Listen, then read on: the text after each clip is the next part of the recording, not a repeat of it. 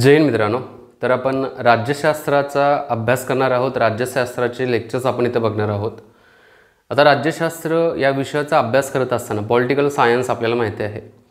तर एक बेसिक पुस्तक जे आहे लक्ष्मीकांत, एम लक्ष्मीकांत पुस्तक जे आहे हे इंग्लिशमध्ये पण आहे, मराठीमध्ये पण आहे, हिंदीमध्ये पण अवेलेबल आहे. तर आपल्याला अभ्यास करत असताना एम लक्ष्मीकांत पुस्तक जर वाचायला घेतलं पहिल्यापासून शेवटपर्यंत तर खूप असा मोठा वेळ लागू शकतो.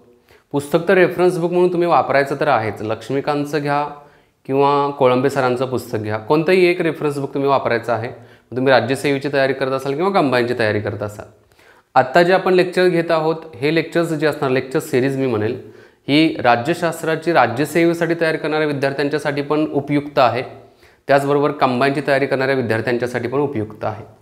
आता राज्यसेवा जो आहे किंवा राज्यशास्त्र हा जो विषय आहे, या विषयाचा अभ्यास करत असताना आपल्याला टार्गेट करताना एक ठराविक टॉपिक्सना पण टार्गेट करता आलं पाहिजे. बघितला तर एरिया खूप मोठा आहे, मग त्यातल्या त्यात आपल्याला मोजक्या मुद्द्यांना पण हात घातला पाहिजे. जसं की भारताच्या घटनेचा सरनामा असेल, त्याला आपण काय म्हणतो, प्रिएम्बल म्हणतो. त्याचबरोबर भारताच्या घटनेची सुरुवात कशी झाली, म्हणजे घटना निर्मिती कशी झाली ते माहिती पाहिजे. त्याच्यानंतर कलम 1 पासून 51 ए पर्यंतची जी कलमं आहेत ती संपूर्ण कलमं पण याच्यामध्ये येतात, त्या कलमांच्या विषयी पण माहिती पाहिजे. भारताची संसद असेल, म्हणजे संसदेच्या बाबतीमध्ये भारताचे केंद्रीय मंत्रिमंडळ असेल, पंतप्रधान, राष्ट्रपती, उपराष्ट्रपती, असे बरेच घटक जे आहेत, या बऱ्याच घटकांचा समावेश जो आहे या भारताच्या संसदेमध्ये होतोय, तर त्यांचा पण अभ्यास करायला पाहिजे. लोकसभेचा, राज्यसभेचा पण अभ्यास करायला पाहिजे. असे भरपूर मुद्दे जे आहेत हे याच्यामध्ये येत आहेत. आता इथं आपण सुरुवात करत असताना भारताच्या घटनेचा सरनामा जो आहे किंवा आपण त्याला प्रिएम्बल म्हणतो किंवा प्रस्ताविका पण म्हटलं जातं, तर त्याच्याविषयी माहिती बघणार आहोत. बऱ्याच वेळेला याच्यावरती बरेच क्वेश्चन्स आलेले आहेत. तर वन बाय आपण भारताच्या घटनेचा सरनामा बघू. आता भारताच्या घटनेचा सरनामा किंवा प्रिएम्बल जे आहे, प्रस्ताविका जे आहे, ही प्रत्येकाची तोंडपाठच पाहिजे. आता तोंडपाठ म्हणण्यापाठीमागचा उद्देश असा आहे की याच्यावरती बऱ्याच वेळा आयोगाने प्रश्न विचारलेले आहेत. जर प्रश्न येत असतील, बघा प्रश्नपत्रिका विश्लेषण करत असताना ज्याच्यावरती खूप जास्त प्रश्न येतात ना, त्या मुद्द्यांना आपल्याला थोरोली व्यवस्थित अभ्यासणं गरजेचं आहे. आणि त्याच्यामधलाच हा एक भाग आहे भारताच्या घटनेचा सरनामा. काय सांगतोय सरनामा, याला प्रस्ताविका पण म्हटलं जातं की आम्ही भारताचे लोक भारताचे एक सार्वभौम समाजवादी धर्मनिरपेक्ष लोकशाही गणराज्य घडवण्याचा व त्याच्या सर्व नागरिकांस सामाजिक, आर्थिक, राजकीय न्याय, विचार, अभिव्यक्ती, विश्वास, श्रद्धा व उपासना यांचे स्वातंत्र्य, त्याचबरोबर दर्जा व संधीची समानता निश्चितपणे प्राप्त करून देण्याचा आणि त्या सर्वांमध्ये व्यक्तींची प्रतिष्ठा, राष्ट्राची एकता आणि एकात्मता यांचे आश्वासन देणारी बंधुता असेल प्रवर्धित करण्याचा संकल्पपूर्ण निर्धार करून आमच्या संविधान सभेत आज दिनांक 26 नोव्हेंबर 1949 रोजी याद्वारे हे संविधान अंगीकृत आणि अधिनियमित करून स्वतः प्रत अर्पण करीत आहोत. हे मराठीमध्ये एकदम सोप्या भाषेमधलं आपलं काय, तर भारताच्या घटनेची प्रस्तावना, उद्देशपत्रिका आहेत. आता मी काय करतो की ह्याच्यामधले जे इम्पॉर्टंट वर्ड्स आहेत ना, त्या वर्ड्सना मी पहिल्यांदा अंडरलाईन करतो. कोणते कोणते आहेत बघा. पहिला शब्द जो आहे तो आम्ही. आम्ही भारताचे लोक. आम्ही भारताचे लोक. आता याच्यामध्ये काय काय येते बघा. आम्ही भारताच्या लोकांमध्ये एक सार्वभौम समाजवादी धर्मनिरपेक्ष लोकशाही गणराज्य, हे जे शब्द आहेत हे बऱ्याच वेळेला आयोगाने विचारलेले आहेत. एका सिक्वेन्समध्ये म्हणजे मांडा असं म्हटलेलं आहे. म्हणजे खाली दिलेले आहेत पर्याय आणि पर्यायाला काय केलेलं आहे, तर जे तुमच्या आपल्या प्रस्ताविकेमध्ये देण्यात आलेलं आहे तशा पद्धतीने मांडा म्हणलेलं आहे. मग काय आहे, सार्वभौम समाजवादी धर्मनिरपेक्ष लोकशाही गणराज्य. पुन्हा एकदा, सार्वभौम समाजवादी धर्मनिरपेक्ष लोकशाही गणराज्य. हे शब्द जे आहेत सिक्वेन्समध्ये आहेत. ओके, हे खूप इम्पॉर्टंट आहे. त्याच्यानंतर काय सांगण्यात आलेलं आहे की न्याय द्यायचा आहे. न्याय कशामध्ये द्यायचा आहे, एक मिनिट.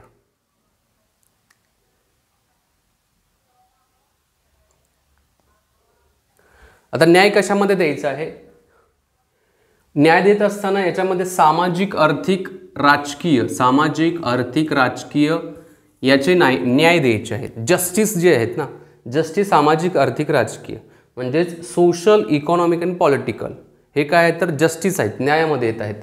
आता स्वातंत्र्य कशाचं द्यायचं आहे? स्वातंत्र्य विचार, अभिव्यक्ती, विश्वास, श्रद्धा व उपासना. विचार, अभिव्यक्ती, विश्वास, श्रद्धा व उपासना यांचे स्वातंत्र्य द्यायचे आहे. समानता कशाची द्यायची आहे? समानता आहे दर्जाची, संधीची जी समानता आहे ती समानता काय करायची आहे तर द्यायची आहे. आणि पुढे काय म्हणण्यात आलेलं बघा, सर्वांमध्ये व्यक्तींची प्रतिष्ठा व राष्ट्राची एकता आणि एकात्मता. व्यक्तीची प्रतिष्ठा आणि राष्ट्राची एकता आणि एकात्मता हे वर्ड्स खूप इम्पॉर्टंट आहे. याच्यामध्ये कशाचं आश्वासन द्यायचं आहे तर याच्यामध्ये बंधुताचं आश्वासन द्यायचं आहे.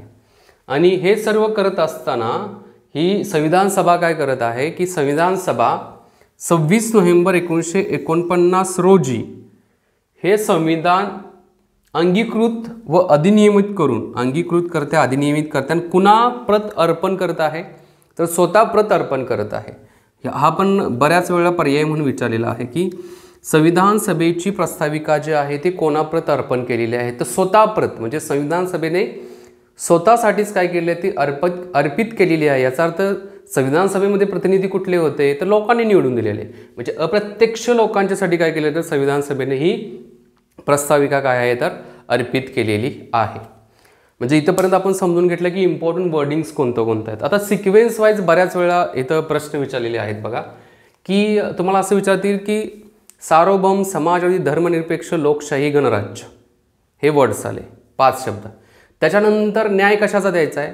सामाजिक, आर्थिक, राजकीय यांचा न्याय द्यायचा आहे. ओके. स्वातंत्र्य कशाचं आहे? विचार, अभिव्यक्ती, विश्वास, श्रद्धा, उपासना यांचे स्वातंत्र्य द्यायचे आहे. दर्जा आणि संधीची समानता द्यायची आहे. आणि त्याचबरोबर काय सांगण्यात आले की एकता आणि एकात्मता ह्याची जी आहे त्यानंतर तो बंधुता येत आहे. आणि त्याच्यानंतर 26 नोव्हेंबर 1949 रोजी ही भारताची घटना स्वतः प्रत अर्पण करीत आहे संविधान सभा. हा सिक्वेन्स बऱ्याच वेळा काय ते विचारलेला आहे, तो सिक्वेन्स आपल्याला माहिती असणं गरजेचं आहे. म्हणजे आपण संविधान सभा काय असते आणि संविधान सभेच्या ॲक्च्युली जो लेखाजोखा काय, संविधान सभेच्या प्रस्ताविकेतला जो लेखाजोखा आहे तो आपण इथं समजून घेतलेला आहे. आता याच्यामध्ये पुढचे प्रश्न काय येऊ शकतात, मग या प्रत्येक शब्दाचं एक प्रॉपर विश्लेषण, कारण भारताची जर घटना समजून घ्यायची असेल तर भारताची घटना समजून घेण्यासाठी तुम्हाला भारताच्या प्रस्ताविकेला फोडून समजून घेणं गरजेचं आहे. आता भारताच्या प्रस्ताविकेला फोडून समजून तर घ्यायचंच आहे, पण प्रस्ताविका किंवा उद्देशपत्रिका का गरजेची असते, कशासाठी असते? जसं आपण एखादं पुस्तक घेतो तर पुस्तकामध्ये सुरुवातीला काय दिलेली असते? प्रस्तावना दिलेली असते. आता प्रस्तावना काय सांगते की आतल्या पुस्तकामध्ये कशाचं इन्फॉर्मेशन दिलेलं आहे किंवा कशाचा गाभा आहे, कशाची माहिती आहे याच्याविषयी डिटेल्स दिलेले असतात. म्हणजे थोडक्यात भारताच्या प्रस्ताविकेच्या मार्फत, उद्देशपत्रिकेच्या मार्फत काय करण्यात आलेले आहे तर आता घटनेमध्ये काय काय देण्यात आलेले आहे, ॲक्च्युली घटना कशा संदर्भात आहे याच्या सर्व डिटेल्स एकदम टू द पॉईंटनं बघितलं तर या भारताच्या घटनेच्या उद्देशपत्रिकेमध्ये देण्यात आलेलं आहे. फक्त मुद्दा असा असतो की जे आपण इतर पुस्तकं वाचा घेत असताना काय केलेलं असतं, पहिल्यांदा पुस्तक लिहिलेलं असतं आणि पुस्तकातला जो सारांश जो असतो तो प्रस्तावना असतो तो मांडलेला असतो. पण इथं काय करण्यात आलं, पहिल्यांदा भारताची प्रस्ताविका किंवा उद्देशपत्रिका जी आहे ती स्वीकारण्यात आली होती आणि त्याच्यानंतर काय करण्यात आलं की भारताच्या घटनेला ॲक्च्युली काय करावं वर्किंग, म्हणजे भारताची घटना तयार करायला सुरुवात केली होती संविधान सभेनं. म्हणजे पहिल्यांदा प्रस्ताविका तयार केली आणि त्याच्यानंतर भारताची घटना लिहायला सुरुवात केलेली होती किंवा त्याच्यावरती लिहून डिस्कशन करायला सुरुवात केलेली होती. म्हणजे मुद्दा आपल्याला क्लिअर कट कळला की घटना तयार करायच्या अगोदरच त्याची प्रस्ताविका तयार करण्यात आलेली होती. आता ही प्रस्ताविका कोणाच्या मार्फत तयार करण्यात आली तर ही प्रस्ताविका जी आहे ती पंडित जवाहरलाल नेहरू यांच्या मार्फत तयार करण्यात आलेली होती. आता पंडित जवाहरलाल नेहरू यांच्या मार्फत प्रस्ताविका म्हणा किंवा उद्दिष्ट म्हणा, म्हणजे घटनेची उद्दिष्ट काय होती ती मांडण्यात आली होती, तीच प्रस्ताविकेमध्ये घेण्यात आलेली. आता पंडित जवाहरलाल नेहरू यांनी उद्दिष्ट असतील किंवा हा जो उद्दिष्टांचा जो ठराव आहे हा ठराव पंडित जवाहरलाल नेहरू यांनी कधी मांडला होता तर 13 डिसेंबर 1946 रोजी पंडित जवाहरलाल नेहरू यांनी काय केलं होतं तर उद्देशपत्रिकेची जी प्रस्तावना होती किंवा आपण त्याला म्हणतो उद्दिष्टांचा जो ठराव होता तो मांडलेला होता. पण ठराव मांडल्या नंतर लगेच त्याला पास करण्यात आलं का? नाही करण्यात आलं. कारण 13 डिसेंबर 1946ला ॲक्च्युली पहिली जे बैठक झाली होती संविधान सभेची ती 9 डिसेंबरला झाली होती. 11 डिसेंबरला जे कायमस्वरूपीचे जे संविधान सभेचे अध्यक्ष जे होते ते निवडण्यात आले आणि 13 डिसेंबरला काय करण्यात आले होते, संविधान सभेचं काय करण्यात आलं, प्रस्तावना मांडण्यात आली होती, उद्दिष्टांचा ठराव मांडण्यात आला होता. पण हे सगळं करत असताना फक्त भारत म्हणजे वेगळ्या पाकिस्तानची मागणी करणारे जे मुस्लिम लीगचे सदस्य जे होते, हे मुस्लिम लीगचे सदस्य संविधान सभेच्या या बैठकीला हजर नव्हते. म्हणजे संविधान सभेची जी बैठका चालू होत्या त्याचबरोबर उद्दिष्टांचा ठराव जो मांडला त्यावेळेला कोण कोण उपस्थित नव्हतं, एक मुस्लिम लीग जे आहे या मुस्लिम लीगचे सदस्य उपस्थित नव्हते आणि दुसरे जे राजे रजवाडे जे होते म्हणजे जे संस्थानिक जे होते ना, या संस्थानिकांना पण काय करण्यात आलं होतं, संविधान सभेच्या मध्ये 70 जागा काय करण्यात आल्या, देण्यात आल्या होत्या. आता त्या जागा कशा दिल्या होत्या, काय दिल्या होत्या ते आपण पुढच्या भागामध्ये बघणारच आहोत. पण ॲक्च्युली उद्देशपत्रिकेमध्ये काय मुद्दे आहेत ते फक्त आपण क्लिअर करून घेऊ. तर हे जे मुद्दा दुसरा जो आहे, जे संस्थानिक जे होते, संस्थानिकाचे प्रतिनिधी जे होते हे प्रतिनिधी पण उपस्थित नव्हते. मग त्यामुळे काय करावं लागलं की 13 डिसेंबर 1946ला जरी उद्देशपत्रिकेचा ठराव मांडला असला तर यांच्यासाठी वेट करायला लागला, म्हणजे थांबूया म्हणलेत. यांच्यासाठी आपण काय करूया, थोडा दिवस थांबूया. आणि अशा प्रकारे काय केलं होतं तर भारताचे त्यावेळेला संविधान सभेचे जे हे अध्यक्ष होते राजेंद्र प्रसाद यांच्यामार्फत ते सुचवलं होतं. आता त्याच्यावरती एक काउंटर स्टेटमेंट पण आलं होतं की जे काही श्यामाप्रसाद मुखर्जी म्हटले होते की समजा जर हे मुस्लिम लीग वगैरे ह्यांचे सदस्य जर आले नाही आहेत तर आपण संविधान सभा जे काही घटना तयार करण्यासाठी आता वर्किंग करत आहे ते करायचं नाही आहे का. मग त्याच्यासाठी काय करण्यात आलं, एक ठराविक कार्यकाळ त्यांच्यासाठी निवडण्यात आला. मग काय करण्यात आले की आपण सगळे मिळून 21 जानेवारी 1947 पर्यंत काय करूया तर वाट बघूया. म्हणजे 13 डिसेंबरपासून 21 जानेवारीपर्यंत वाट बघूया असं सांगितलेलं होतं. आणि त्या आधारावरती मग संविधान सभेनं काय केलं होतं तर संविधान सभा 13 डिसेंबरपासून 21 जानेवारीपर्यंत थांबलेली होती. आणि ज्या वेळेला कळलं की नाही बाबा मोहम्मद अली जिना असतील, त्यांची मुस्लिम लीगचे सदस्य वगैरे असतील तर ते येणार नाही असं ज्या वेळेला समजलं, त्याच्यानंतर मग काय करण्यात आलं होतं, त्याच्यानंतर मग 22 जानेवारी 1947 रोजी काय करण्यात आली तर ह्या संविधान सभेच्या मार्फत ही जी प्रस्तावना जी आहे म्हणजे उद्दिष्टांचा ठराव पास करण्यात आला. आणि उद्दिष्टांच्या ठरावामधलाच ही उद्देशपत्रिका किंवा प्रस्तावना काय तर त्याचा भाग आहे. आता प्रश्न काय विचारले गेलेले आहेत बघा की उद्दिष्टांचा ठराव जो आहे तो कोणाच्या मार्फत मांडण्यात आला होता तर पंडित जवाहरलाल नेहरू यांच्या मार्फत मांडण्यात आला होता.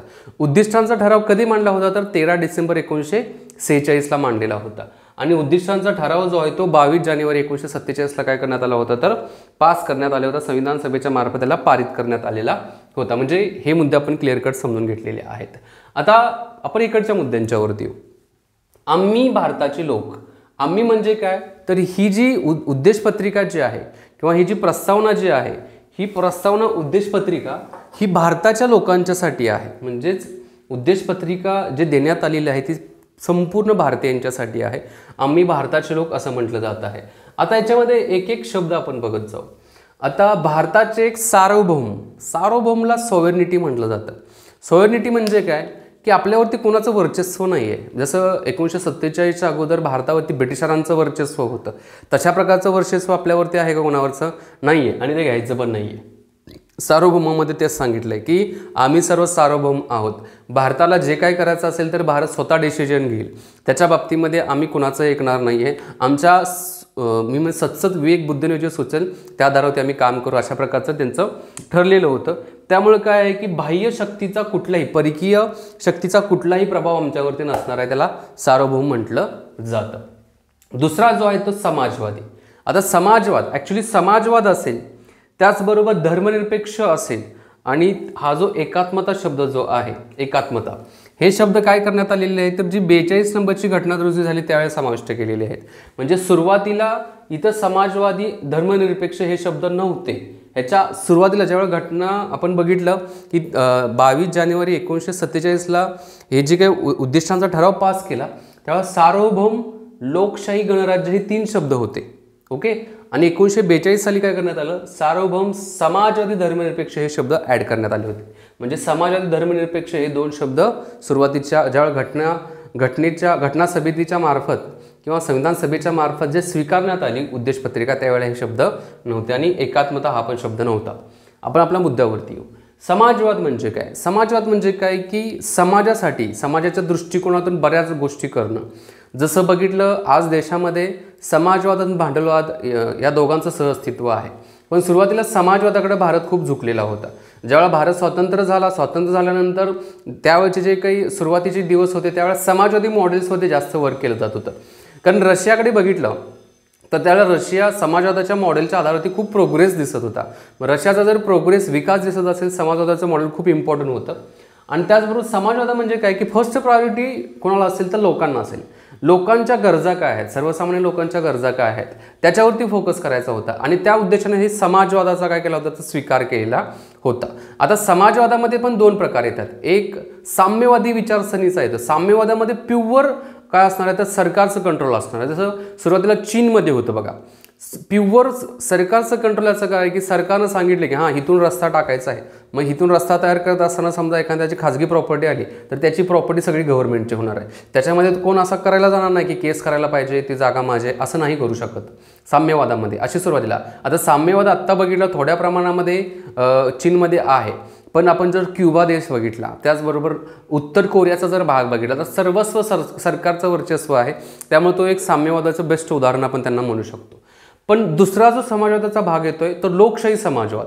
लोकशाही समाजवाद जो आज आपण भारतामध्ये आज म्हणजे काही दिवसापूर्वी 1990च्या आसपास लोकशाही समाजवाद होता, आज पण आहे. लोकशाही समाजवादाचं डेमोक्रेटिक सोशलिझमचं आज पण भारतामध्ये काय तर अस्तित्व आपल्याला पाहायला भेटत आहे. म्हणजे हे समाजवादाच्या बाबतीमध्ये झालं. आणि समाजवाद असणं पण काय तर खूप गरजेचा होता, त्यामुळे याला पण इथं ॲड केलेलं आहे. धर्मनिरपेक्ष म्हणजे काय? आता धर्मनिरपेक्ष म्हणजे कोणताही धर्म नसणं. आता जगातील काही देशांनी काय केलं बघा, आपण युरोप खंडामध्ये गेलो तर युरोप खंडामध्ये पूर्वी ख्रिश्चन धर्माचा पोप वगैरे आहेत, आज पण आहेत. फक्त पोप हे राजकारणामध्ये इंटरफेअर करत होते. म्हणजे ख्रिश्चन धर्माचा धर्मगुरू जो होता तो पोप असायचे, तर या पोपच्या मार्फत राजकारणामध्ये इंटरफेअर केला जात होता. म्हणजे 1400-1500 जे शतक होतं ना त्या शतकामध्ये, 14व्या-15व्या शतकामध्ये. पण आजच्या वेळेला बघितलं तर राजकारण आणि धर्मकारण या सगळ्यांना वेगळं केलेलं आहे युरोप खंडामध्ये. त्यामुळे धर्म म्हटला की याच्यामध्ये जे पोप वगैरे आहे त्यांचं जे काय असेल ते, आणि राजकारण थोडं वेगळं करण्यात आलेलं आहे. तसं काय केलं तर तिथं वेगळं केलं. पण धर्मनिरपेक्ष म्हणजे काय की काही देश जे आहेत पूर्णपणे धर्मापासून लांबच आहेत. तसा भारताच्या बाबतीमध्ये केला तर भारत पण हा धर्मनिरपेक्ष येतोय. म्हणजे धर्म, कोणताही धर्म त्या राष्ट्राचा धर्म नसतो. म्हणजे भारतामध्ये आपण विचार केला तर भारतामध्ये कुठलाही एक धर्म नाही आहे. म्हणजे आपला हा धर्म आहे असं आपण भारतामध्ये म्हणू शकत नाही आहे. भारतामध्ये बरेच धर्म आहेत.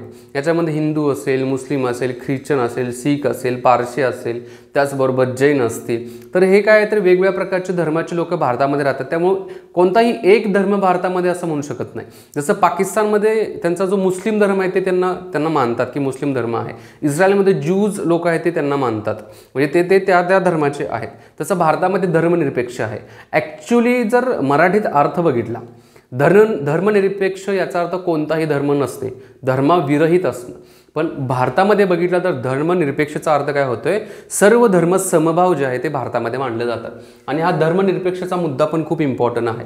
जगातील कोणत्याही देशाची घटना विचारात घेतली तर जगातील कोणत्याही देशाच्या घटनेमध्ये धर्मावरती टिप्पणी केलेली नाही आहे किंवा धर्माचा उल्लेख घटनेमध्ये केलेला नाही आहे. पण भारत हा एकमेव असा देश आहे की भारताने धर्माचा उल्लेख भारताच्या घटनेमध्ये केलेला आहे. त्याच्या पाठीमागचं पण रिझन असं होतं की जर भारतामध्ये 6 धर्म, वेगवेगळ्या प्रकारचे धर्म राहत आहेत, मग प्रत्येक धर्माला एक समानता भेटली पाहिजे. आणि त्या आधारावरती काय केलं तर धर्माचा उल्लेख केलेला आहे. भारतीय संविधानातील कलम 25 पासून कलम 28 पर्यंत तुम्ही बघितलं मूलभूत हक्कांच्या कलमामध्ये, तर तुम्हाला धर्मनिरपेक्षता पाहायला भेटते आणि धर्माचा उल्लेख पण भारतामध्ये पाहायला भेटेल. पण एवढंच आहे की कोणताही धर्म हा भारताच्या घटनेमध्ये किंवा भारताचा धर्म आहे असं कुठेही मेन्शन केलेलं नाही आहे. हा झाला धर्मनिरपेक्षेच्या बाबतीमध्ये. तिसरा मुद्दा जो होतोय, चौथा जो आहे सार्वभौम समाजवादी धर्मनिरपेक्ष लोकशाही. भारतामध्ये लोकशाही आहे का? डेमोक्रेसी आहे, लोकशाही आहे. जगातील सगळ्यात मोठी लोकशाही भारताची आहे.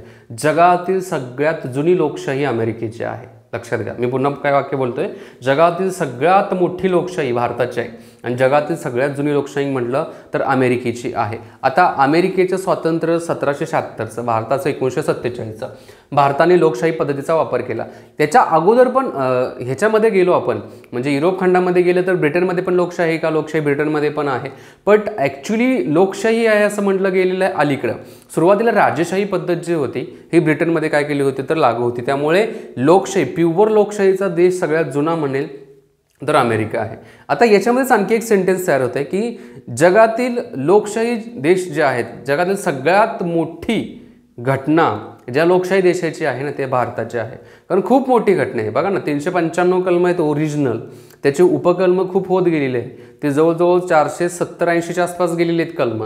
अमेरिकेची घटना बघितली तर अमेरिकेच्या घटनेमध्ये फक्त 7च कलम आहेत. म्हणजे तुमच्या लक्षात येतं की लोकशाहीमध्ये भारताच्या लोकशाहीची जी घटना जी आहे या घटनेमध्ये जो एरिया आहे तो खूप मोठा आहे आणि त्याच्यासाठी पण भरपूर कारणं आहेत. लोकसंख्या खूप मोठी आहे आणि प्रत्येक व्यक्तीला न्याय भेटला पाहिजे. त्या प्रत्येक व्यक्तीसाठी ज्या ज्या गोष्टी आवश्यक आहेत स्वातंत्र्याच्या बाबतीमध्ये त्या देण्याच्या दृष्टिकोनातून काय करण्यात आलेलं आहे तर लोकशाहीमध्ये एक विस्तृतपणा भारताच्या लोकशाहीमध्ये आलेला आहे. आता लोकशाहीमध्ये भारताची लोकशाही जी आहे ही अप्रत्यक्ष लोकशाही पद्धत भारतामध्ये आहे. आता काही प्रमाणामध्ये अप्रत्यक्ष म्हणू शकतो आणि काही प्रमाणामध्ये प्रत्यक्ष आहे. जसं आपण उदाहरण घेतलं की लोकसभा निवडणूक होते, त्याच्यामध्ये प्रत्यक्ष आपल्यामार्फत मतदान केलं जातं, प्रत्यक्ष लोकशाहीचं उदाहरण म्हणू शकतो. आणि याचं पुढची स्टेप की जो पंतप्रधान निवडला जातो तो आपल्यामार्फतच निवडून दिलेल्या प्रतिनिधी म्हणून एक निवडला जातो. पण राष्ट्रपती असेल, उपराष्ट्रपती असतील, त्याचबरोबर राज्यसभेचे सदस्य असतील, विधान परिषदेचे सदस्य असतील, तर यांची निवड कशा प्रकारे होते तर यांची निवड अप्रत्यक्ष पद्धतीने होते. म्हणजे भारतामध्ये प्रत्यक्ष आणि अप्रत्यक्ष दोघांचं सहअस्तित्व पाहायला भेटतं. पण जे काही मंत्रिमंडळामधले सदस्य मंत्रिमंडळ निवडलं असं साधारणतः अप्रत्यक्ष पद्धतीनेच निवडलेलं आहे. इनडायरेक्टली भारतामध्ये लोकशाही पद्धतीमध्ये अप्रत्यक्ष लोकशाहीचा प्रकार थोडा काय तर जास्त पाहायला भेटतो. आता गणराज्य, गणांचं राज्य आहे, आपल्या सर्वांचं काय तर हे राज्य आहे आणि गणराज्य खूप महत्त्वाचं आहे. काही देशांच्यामध्ये काय आहे तर राजेशाही पद्धत आपल्याला पाहायला भेटते, आज पण आहे. तुम्ही सौदी अरेबियाला गेला तर तिचं राजेशाही पद्धत आहे, UAE मध्ये पण राजेशाही पद्धती आहे, त्याचबरोबर ओमनमध्ये पण राजेशाही पद्धती आहे. म्हणजे बऱ्याच देशांच्यामध्ये राजेशाही पद्धती आहे. आपल्या देशामध्ये काय आहे तर गणराज्य म्हणजे गणांचं राज्य म्हणजे सर्वसामान्य लोकांचं राज्य भारतामध्ये आहे, हे गणराज्यांच्या मध्ये येत आहे. ओके, म्हणजे अशा प्रकारे आपण 1 बाय 1 वर्ड्स बघितले. सार्वभौम समाजवादी धर्मनिरपेक्ष लोकशाही गणराज्य हे भारतामध्ये आहे. या 5 मुद्द्यांना आपण समजून घेतलं. याच्यामध्ये 42 नंबरची जी घटना दुरुस्ती झाली, या 42 नंबरच्या घटना दुरुस्तीच्या आधारावरती समाजवाद आणि धर्मनिरपेक्ष या 2 शब्दाचा आणि एकात्मता या शब्दाचा, एकात्मतालाच अखंडता पण म्हणलेलं आहे. आता कधी कधी काय फसवून टाकलेलं आहे, अखंडता शब्द टाकलेला आहे, तर एकात्मताच्या जागी अखंडता जरी आला तर त्याच्यामध्ये आपल्याला समानता पाहायला भेटते. ठीक आहे, पुढे काय म्हणण्यात आले बघा. आता या सगळ्यांना म्हणजे जे काही भारतीय नागरिक जे आहेत ना त्यांच्या सर्व नागरिकांस न्याय द्यायचा आहे. न्याय कुठला कुठला पाहिजे म्हणजे कुठला पाहिजे इन द सेन्स की कुठला द्यायला पाहिजे घटनेनं. सामाजिक न्यायाला द्यायला पाहिजे, सामाजिक आर्थिक राजकीय न्याय द्यायला पाहिजे. सामाजिक न्याय म्हणजे काय, जर समजा समाजातील प्रत्येक घटकाला जर सोयीसुविधा ज्या असतील त्या समान देणं याला सामाजिक न्याय म्हणणार आहे. याच्यामध्ये कुठल्याही प्रकारचा भेदभाव करायचा नाही, म्हणजे कोणत्याही उत्पन्नाच्या बाबतीमध्ये भेदभाव करायचा नाही, जातीपातीच्या बाबतीमध्ये धर्माच्या नावाखाली भेदभाव करायचा नाही, तर तो सामाजिक न्याय झाला. तो कोणता तर सामाजिक न्याय झाला. दुसरा आर्थिक न्याय. आर्थिक न्याय म्हणजे काय तर सर्वांना समान वेतन देणं असेल, सगळ्यांच्यासाठी आर्थिक कायदे जे असणार आहेत ते समान लागू करणं, ते आर्थिक न्यायामध्ये येतात. राजकीय न्याय म्हणजे काय, सगळ्यांना निवडणुका लढवता आल्या पाहिजेत, सगळ्यांना निवडणुका लढवता आल्या पाहिजेत इन द सेन्स की बघ आपल्याला काय सांगितलं आहे की आपल्याला लोकसभेच्या निवडणुकीला उभं राहायचं असेल तर फक्त भारतीय नागरिक असावा आणि वयाची 25 वर्ष पूर्ण केलेलं असावं, आपण निवडणुकीला उभं राहू शकतो. ग्रामपंचायतीच्या निवडणुकीला उभं राहायचं असेल तर वयाची 21 वर्ष पूर्ण असावी. त्याच्यामध्ये कुठं असं मेन्शन केलं का ह्या जातीतील जो उमेदवार असेल त्याला अजिबात मतदान करता येणार नाही आहे, निवडणूक लढवता येणार नाही, या धर्मातील असेल तर. म्हणजे असा कुठलाही भेदभाव करण्यात आलेला नाही आणि तोच एक न्याय होतोय. म्हणजे जर आपल्या घटनेमध्ये न्यायाचा विचार केला तर सामाजिक आर्थिक राजकीय न्यायांचा काय करण्यात आलेला तर उल्लेख करण्यात आलेला आहे आणि तोच आपल्या प्रस्ताविकेमध्ये पाहायला भेटतो. नंतर स्वातंत्र्य. आपल्याला स्वातंत्र्य कशा संदर्भात पाहिजे, भारतीय संविधानातील कलम 19 आहे. मी म्हणेल की कलम 12 पासून कलम 35 पर्यंतची जी कलम आहेत भारताच्या संविधानातील तर ती कशा संदर्भात आहे तर ती स्वातंत्र्या संदर्भात आहेत. याच्यामध्ये समानतेचा हक्क असेल, त्याचबरोबर स्वातंत्र्याचा हक्क असेल, त्याचबरोबर जे काही आपण म्हणतो ना अल्पसंख्याकांचा डिफरन्स भेदभाव केला जातो त्याच्या संदर्भातला भेदभाव करायचा नाही त्याच्यासाठी देण्यात आलेले आहे. नंतर कायदा जो असणार आहे तो कायदा सगळ्यांना समान असला पाहिजे, धर्माच्या बाबतीमध्ये कुठलाही भेदभाव केला जाणार नाही आहे. अशा भरपूर गोष्टी ज्या आहेत ते भारताच्या घटनेमध्ये स्वातंत्र्यासंदर्भात देण्यात आलेल्या आहेत.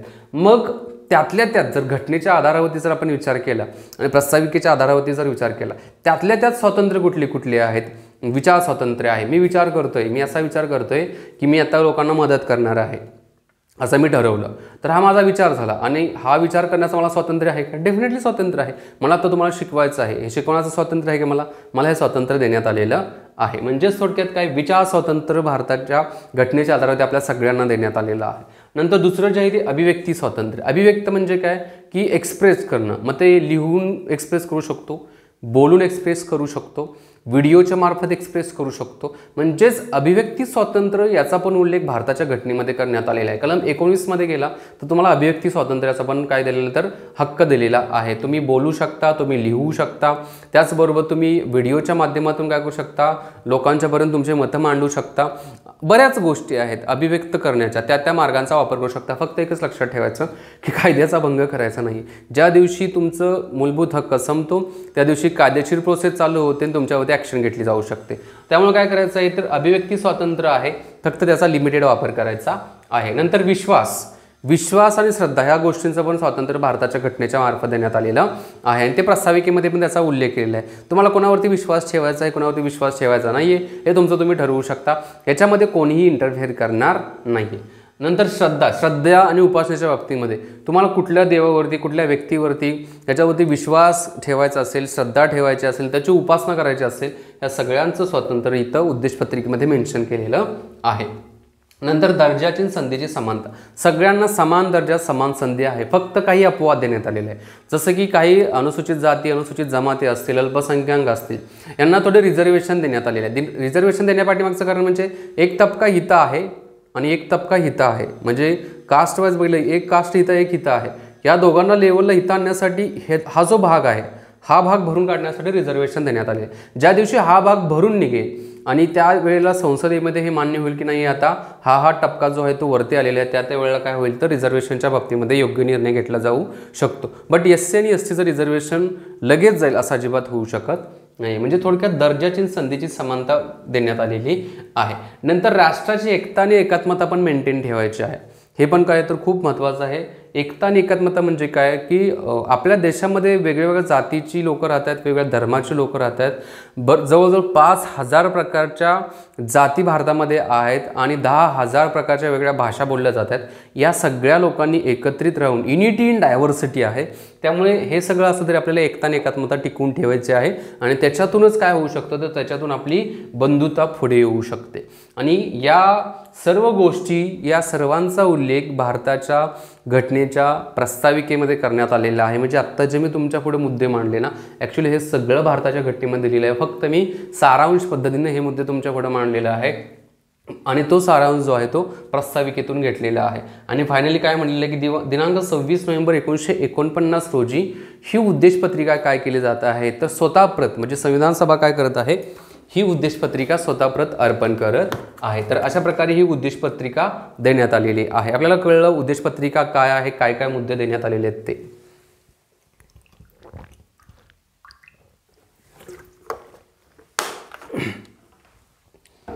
आता आपण आणखी त्याच्यामध्ये थोडं डीपली जाऊ.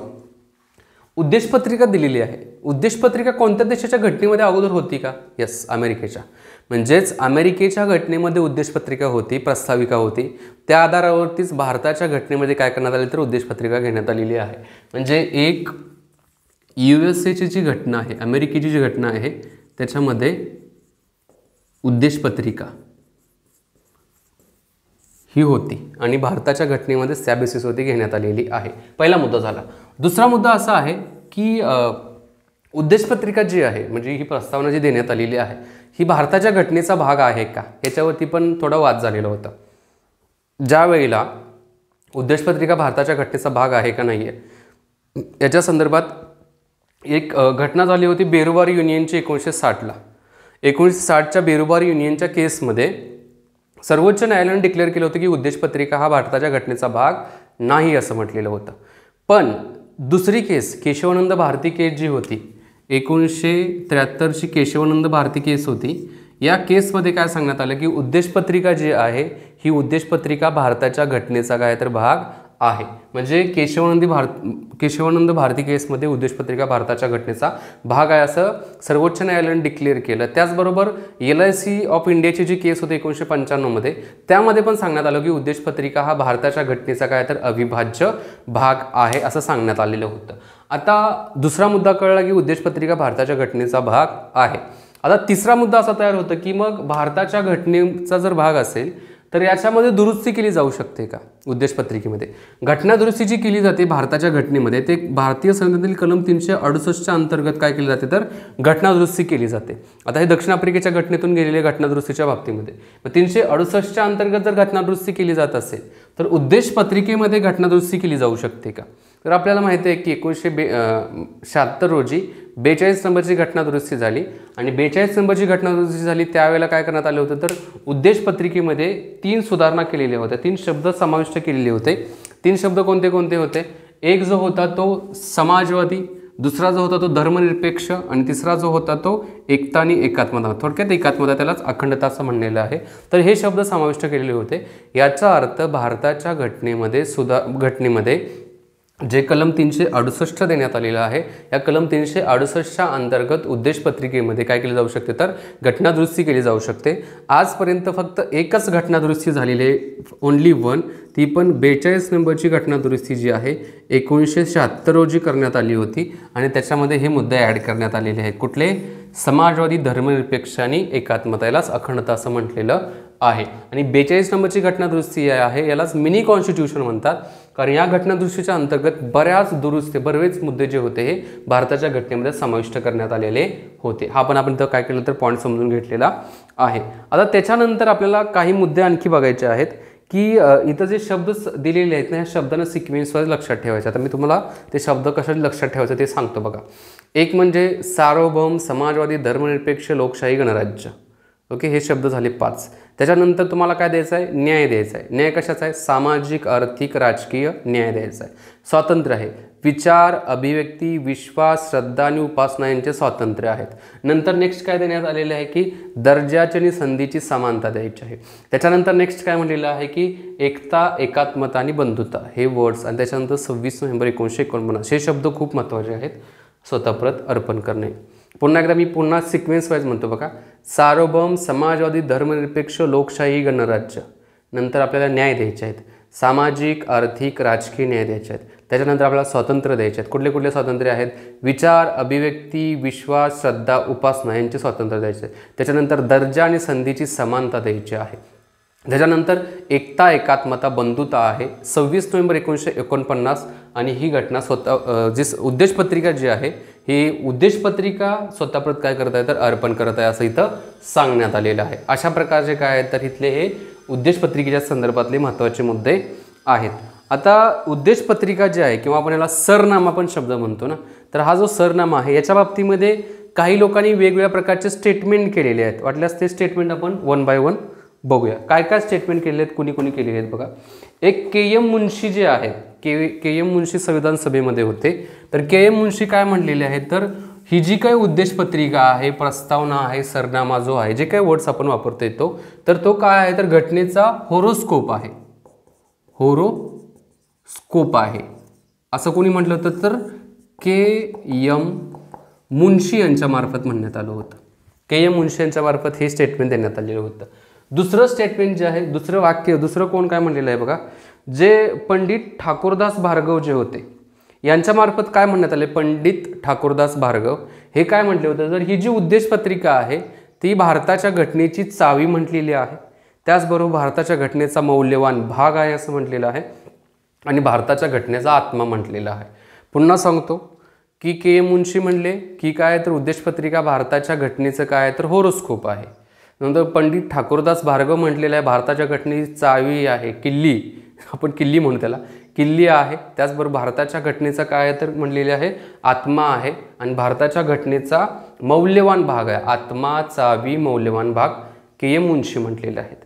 नंतर अर्नेस्ट बार्कर काय म्हणलेले आहेत बघा, की नोट आहे. की नोट म्हणजे अर्नेस्ट बार्कर, इथं नाव लिहितो बघा,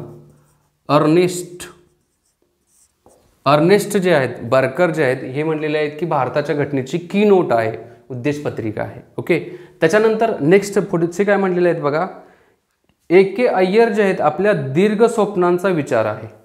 ए.के. अय्यर म्हणतायत काय, अय्यर भाई कशामध्ये अय्यर आहेत, अय्यर यांच्या मार्फत काय म्हणलेले आहेत आपल्या दीर्घ स्वप्नांचा काय आहे तर हा एक विचार आहे असं इथे सांगण्यात आलेलं आहे. आणि एम हिदायतुल्ला हे काय म्हटलेले आहेत, अमेरिकन स्वातंत्र्याच्या घोषणे समान उद्देश पत्रिका आहे. अमेरिकन स्वातंत्र्याच्या घोषणे समान उद्देशपत्रिका आहे, अमेरिकन स्वातंत्र्याच्या घोषणेप्रमाणे उद्देशपत्रिका आहे, हा आत्मा आहे, असे एम हिदायतुल्ला यांच्यामार्फत म्हणण्यात आलेलं आहे. तर अशा प्रकारे विचारलेला प्रश्न के एम मुन्शी यांच्या बाबतीमध्ये ही काय तर होरोस्कोप आहे, कशाचा तर भारताच्या घटनेचा अशा प्रकारचा उल्लेख करण्यात आलेला आहे. ठीक आहे, तर हे सर्व मुद्दे आहेत. याच्यामध्ये बऱ्यापैकी बरेच मुद्दे कव्हर होत आहेत या राज्यघटनेच्या बाबतीमध्ये. भारताच्या राज्यघटनेच्या बाबतीत बरेच मुद्दे इथं आपण काय केले तर कव्हर केलेले, समजून घेतलेले आहेत. नेक्स्ट लेक्चरमध्ये आपण काय करू की नेक्स्ट भागामध्ये आता भारताच्या घटनेची जी सुरुवात कशी झाली होती त्याच्या संदर्भात आपण काय करतो नेक्स्ट लेक्चरला व्यवस्थित माहिती समजून घेऊ. मी इथं थांबतो मित्रांनो. जय हिंद.